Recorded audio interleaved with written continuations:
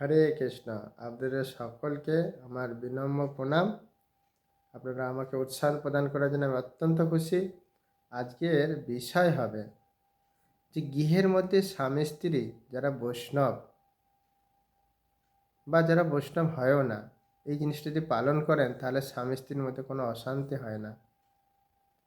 তো আমাদের ভাবতে হবে যে আমার স্বামী তিনিও কণ্ঠীমালা আছে, তুলসী আছে, ভগবানের নাম করছে, তিনিও বৈষ্ণব, আর মন্দিরে যারা থাকে তেনারাও বৈষ্ণব। এবং স্বামীকেও ভাবতে হবে আমি যেমন মন্দিরে গেলে মাতাজিদের বা প্রভুদের যেরকম সম্মান করি, আমার মাতাজিও সেরকম জপ করে, ঠিক আছে, আমার স্ত্রী জপ করে, ভগবানের নাম মানে তুলসীমালা পড়েছেন, ভগবানের সেবা, তাকেও সম্মান করা উচিত।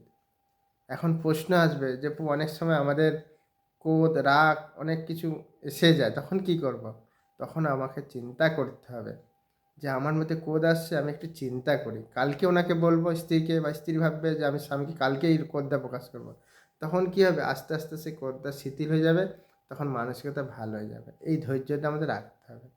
আর একটা নিজেকে বুদ্ধি দিয়ে বিচার করতে হবে, আমি যখন মঠে মন্দিরে যাই তখন কি কোনো মাতাজি বা প্রভুদের কোনো খারাপ ব্যবহার করি, খারাপ কথা বলি, তাদের তো সম্মান করি, প্রণাম করি, তাহলে আমার স্ত্রী বৈষ্ণব, তাহলে তো আমি তাকে প্রণাম করবো না কেন?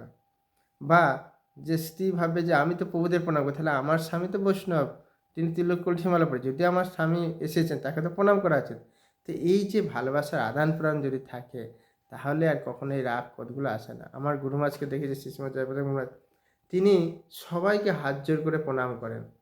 তিনি কখনো ভাবে যে আমার এরা শিষ্য, এরা আবার কন্যা, না, যে এরা সবাই বৈষ্ণব, তিনি দেখাচ্ছেন।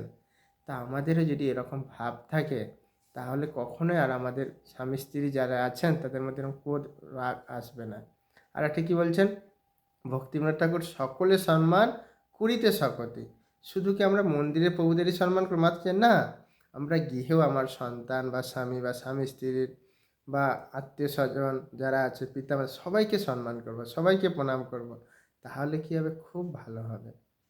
তা আমি যেগুলো বললাম আপনারা পালন করুন, দেখবেন আপনাদের গৃহটা খুব সুন্দর হবে। আর না হলে কি হবে, অনেকে ভাবে না অফিসে একরকম ব্যবহার করব, মন্দিরে যেরকম ব্যবহার করব, আর ঘরে একরকম ব্যবহার করব, আচরণ, সেটা কি ভালো হবে? না, সবার সাথে একই রকম করতে হবে, সকলে সম্মান করিতে চলুন।